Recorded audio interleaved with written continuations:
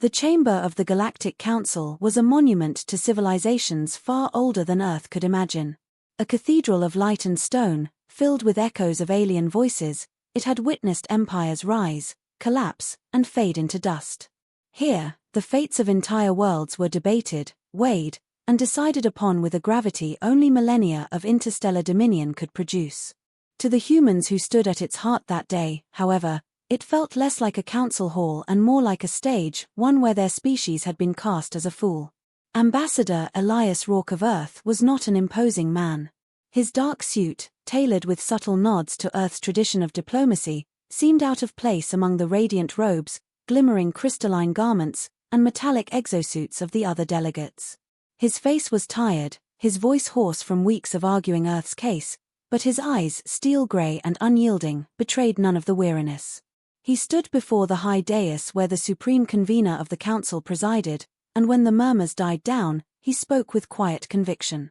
Honored delegates of the council, he began, his words carried through translators into dozens of alien tongues. Earth has come before you with a plea, not for conquest, not for wealth, but for survival. The Kether swarm approaches our home system. You know of them, your archives detail their hunger, their unceasing drive to strip worlds bare of all life. We ask for your aid, not out of presumption, but because we believe the defense of one world is the defense of all. If Earth falls, they will not stop. They never do. For a moment, there was silence. Then the laughter began. It was not the laughter of mirth but of contempt. 100 alien voices, harsh clicks, resonant growls, melodic tones warped with mockery rose in unison, filling the chamber. Some delegates pounded their appendages against the table, others flickered their bioluminescent bodies in patterns of derision. The sound echoed through the hall until it seemed even the walls mocked humanity's plea. The supreme convener, a towering being of liquid crystal known as Sereth, tilted their facete head. Earth, Sereth intoned, their voice like breaking glass, is a fledgling world. Barely 3 centuries into spaceflight. Your people squabble over borders, argue over resources, cling to archaic customs. And now you presume to lecture the council on the threat of the swarm? Do you think us ignorant? Elias's jaw tightened. Then you know what we face. You know what will come if the swarm is unchecked. A delegate from the Therian Dominion, a reptilian titan with scales like burnished copper, hissed with amusement. We know the swarm well. We also know it consumes only the weak. They will pass you by in time. Or consume you. Either outcome is acceptable. More laughter followed. A crystalline being from the Vol Collective chimed in, each word a shard of sound. Earth seeks to join the council as if it has something to offer. Your weapons are primitive. Your fleets are laughable. What do you imagine you could give us in return for our armies, our fleets, our sacrifices? Elias felt the weight of their scorn pressing down, but he did not flinch. He thought of the billions back home, farmers, engineers, scientists, children, people who had entrusted him with their voices. He could not afford to bow, even now. What we offer, Elias said, his voice firm, is not measured in ships or weapons. It is measured in resolve. Humanity has faced extinction before. Ice ages, plagues, wars that burned continents. Each time, we endured. Each time, we rose stronger. The Kether swarm is a force of destruction, but so is the will to survive. That is what Earth brings. That is what humanity offers. The chamber erupted once more, this time with sharper laughter, crueler derision. Sereth's crystalline body shimmered with mocking light. Pretty words from a fragile species. Resolve does not turn aside fleets. Passion does not break the claws of the swarm. You ask for aid, Earth, but bring nothing in return. Why should the council bleed for you? Elias drew in a slow breath. He had rehearsed this moment 1,000 times, but no rehearsal could have prepared him for the storm of mockery now surrounding him. He steadied his hands against the podium and spoke anyway, his voice carrying above the jeers. Because if Earth falls, humanity will not die quietly. We will not surrender. We will not vanish into history like so many before us. If you will not stand with us, then know this, when the swarm comes for us, we will fight them alone. And if we fall, we will fall screaming in their teeth. And the sound of that defiance will echo across the stars until even the swarm remembers what it means to fear. The laughter faltered, if only for a heartbeat. For a moment, Elias thought he saw unease ripple through the chamber. But then the storm rose again, harsher than before.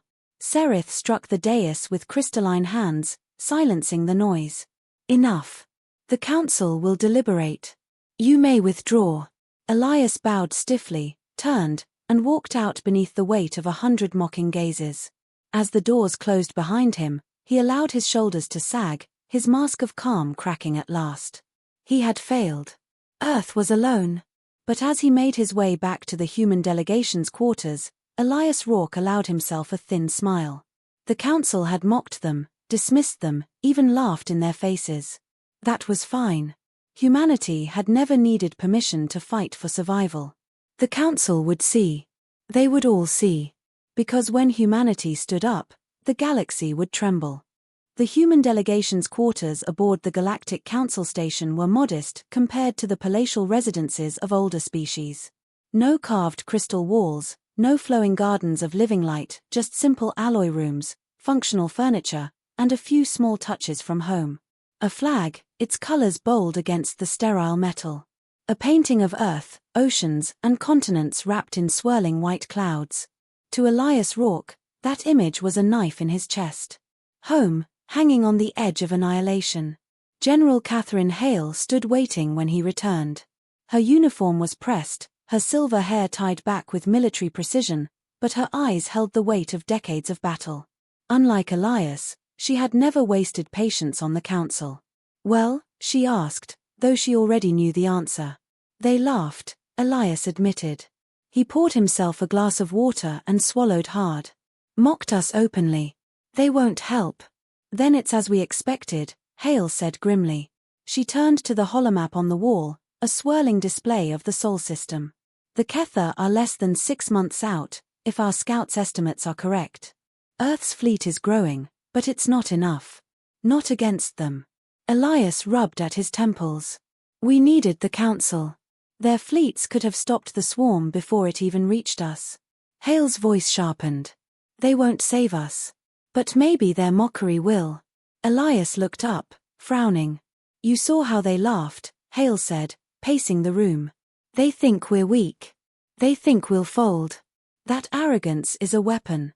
If the council won't fight for us, then we fight without them. And when we win, because we will, we'll show them what humanity is capable of. The council will regret dismissing us. Her certainty was iron, unshakable. Elias envied it, even as doubt gnawed at his own heart. Across the galaxy, in the black gulf of interstellar space, the Kether swarm advanced. They were not an empire, nor a people in any sense the council recognized. They were hunger given form. Countless bioships, vast as cities and bristling with organic weapons, surged forward like a tide of living darkness. Worlds they encountered were consumed, their biospheres stripped, their populations digested into the endless biomass of the swarm. Reports filtered into Sol's command centers every week, planets dead, systems left barren, civilizations erased. Every horror confirmed that Earth stood on the edge of the same abyss. Yet humanity did not kneel. Factories on Mars roared to life, churning out warships in frantic succession. The orbital yards above Earth glowed with activity day and night. Nations that once squabbled over borders now poured resources into the survival of the species. Old rivalries dissolved beneath the shadow of extinction. The United States, China, Russia, India, the European Union, Africa's new coalition all contributed fleets, weapons, soldiers. For the first time in history, Earth was united. And still, it was not enough. Human ships were nimble but fragile compared to the leviathans of older civilizations. Their weapons burned hot but lacked the raw destructive force of council arsenals. Every projection, every simulation, told the same story: humanity would break against the swarm.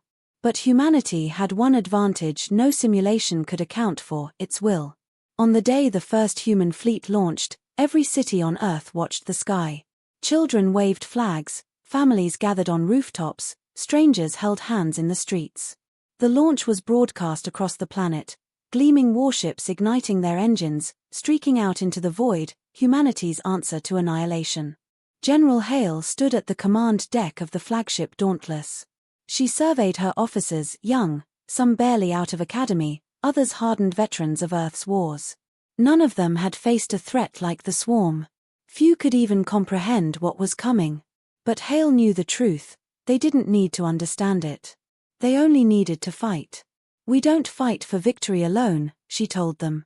"We fight so the swarm knows what it means to hunt humanity.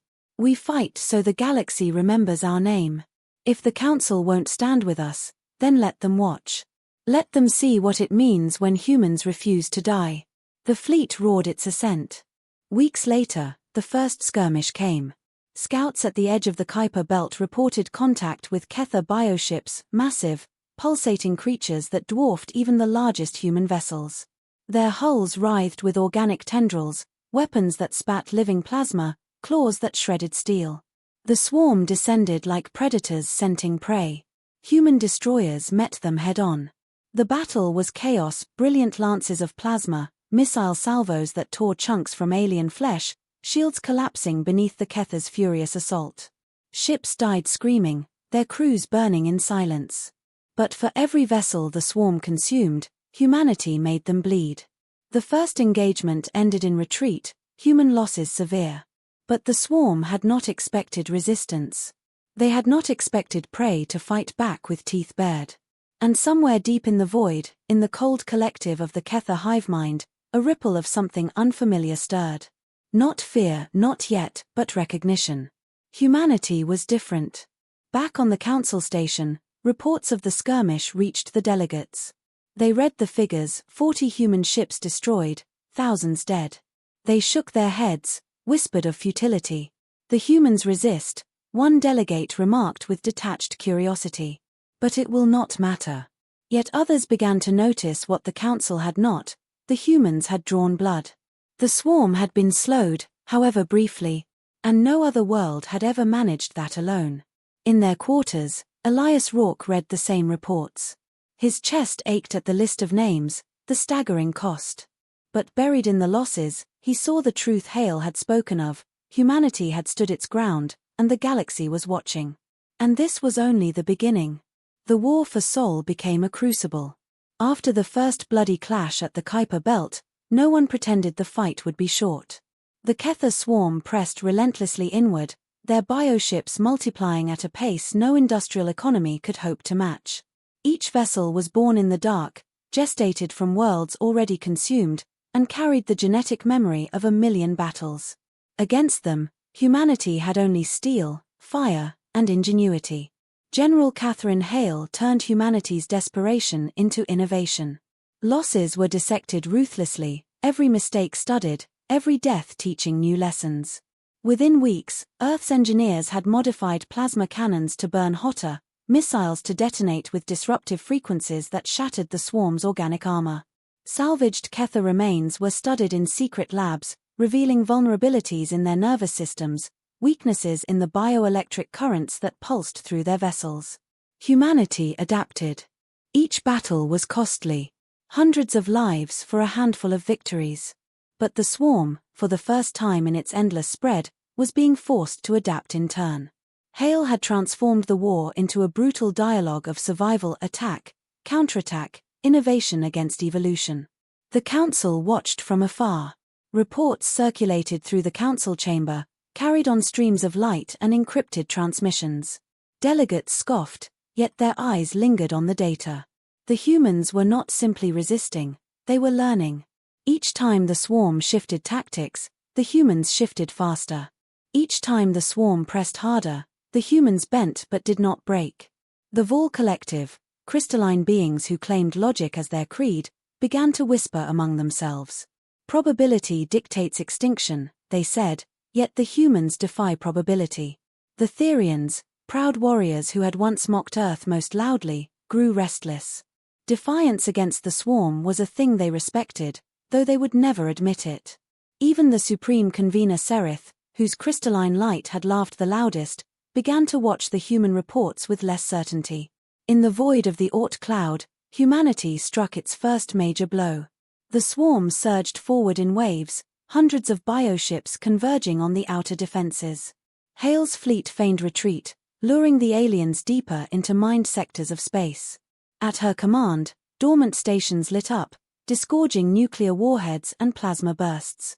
Fields of shrapnel tore into the swarm's flanks. Human frigates darted in and out, missiles screaming into the chaos. It was slaughter. For every human ship destroyed, 5 Kether fell. The void burned with debris and fire, the silence of space filled with the ghosts of thousands. When the smoke cleared, humanity still stood.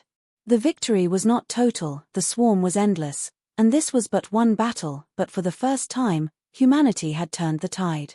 And the galaxy took notice. Broadcasts of the battle spread like wildfire through Council space. Alien civilizations tuned in not out of solidarity, but curiosity. They expected to see humanity crushed, as so many before them.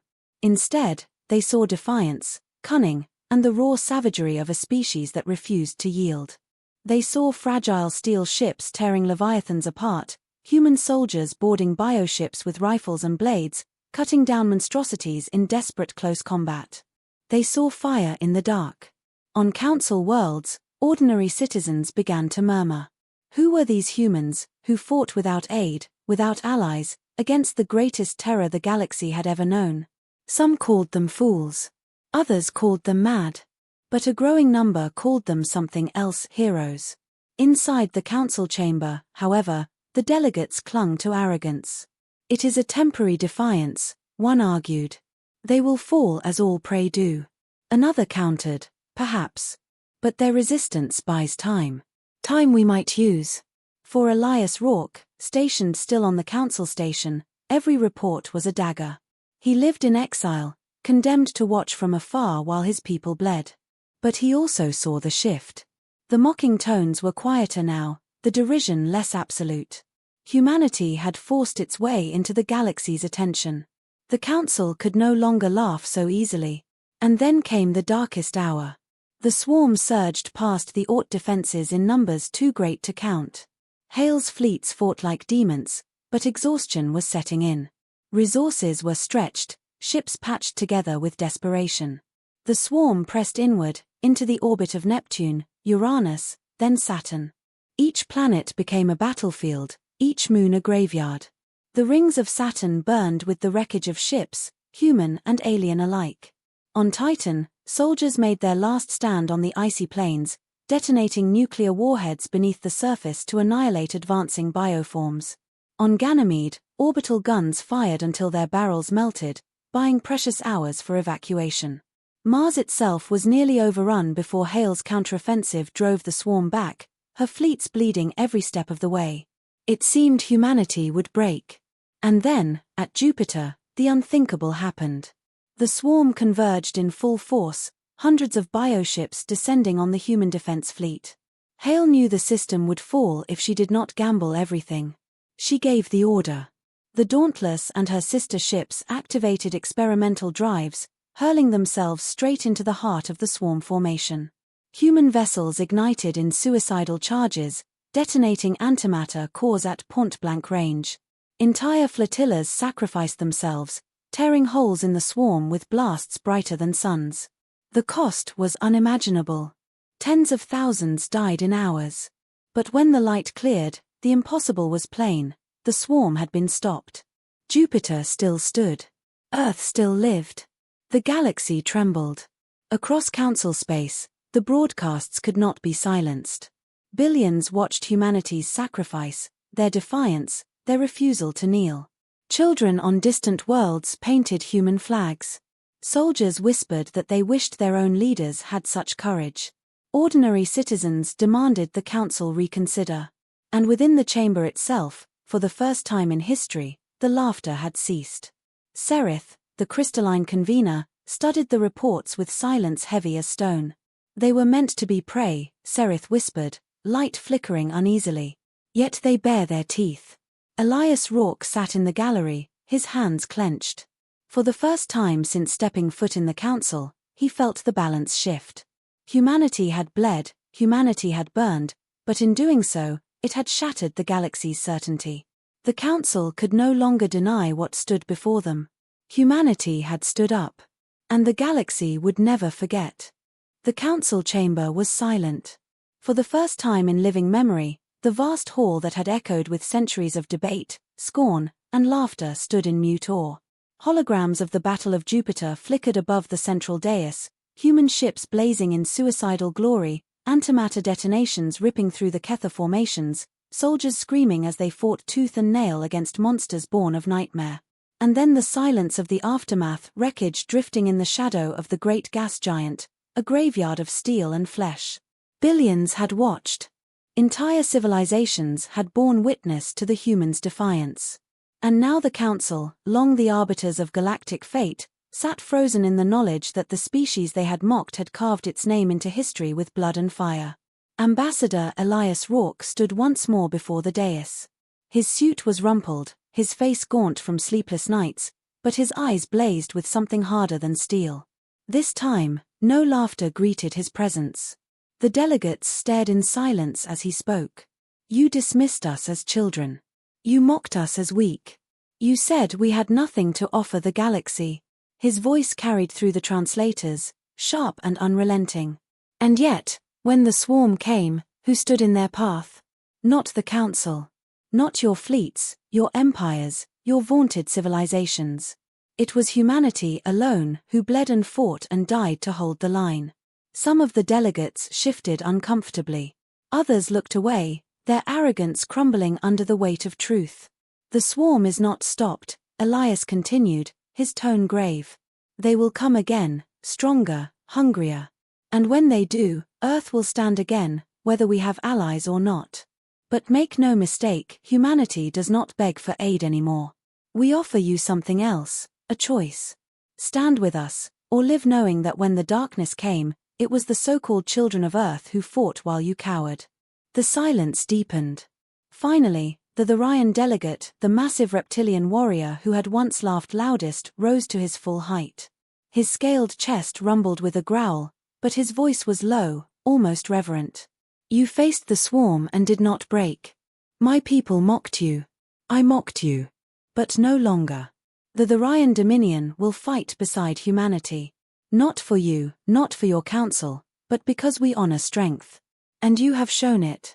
Murmurs rippled through the chamber. Then another delegate rose, the crystalline Vaul, their voice ringing like chimes. Logic dictated your extinction. Yet logic was wrong. We too will lend our fleets. For survival is not probability alone, it is will. One by one, voices rose.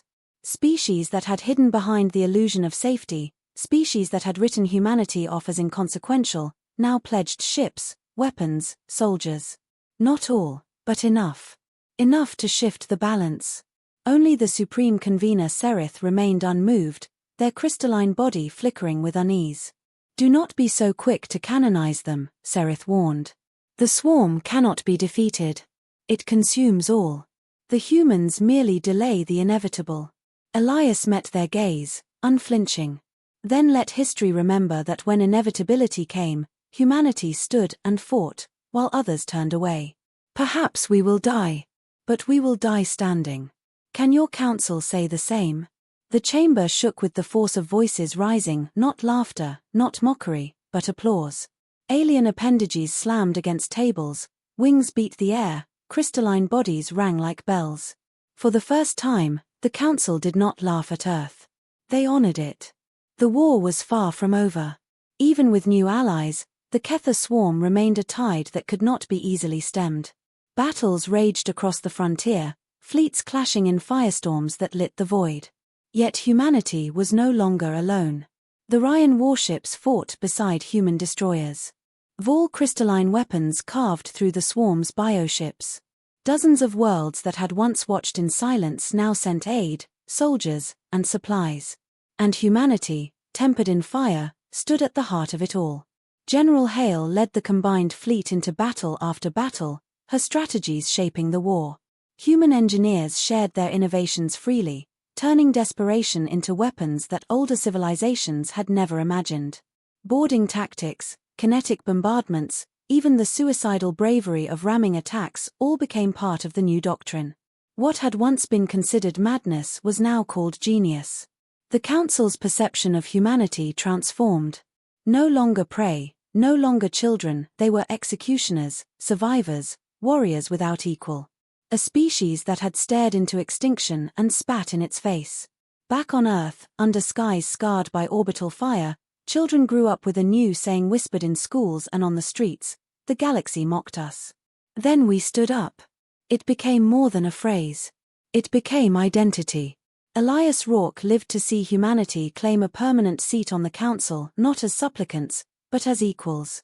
Not because they had begged, but because they had proven themselves in the only way the galaxy respected, in blood. When he returned home at last, standing on Earth's soil, he looked up at the stars and knew the truth. Humanity had been underestimated, mocked, dismissed. But that had been their greatest weapon. The galaxy had mistaken kindness for weakness, disunity for fragility, resolve for naivety. And when humanity had stood up, the galaxy learned a lesson it would never forget. Because there are many ways to measure power: fleets, weapons, empires. But when the darkness comes, when annihilation looms, the true measure of a people is their will to endure. And in that, humanity was unmatched. The Kether swarm would come again. Battles would be fought, worlds would burn. But now, humanity would not face it alone. And even if the galaxy trembled in fear, it knew one thing for certain. When humans stood up, they did not kneel again.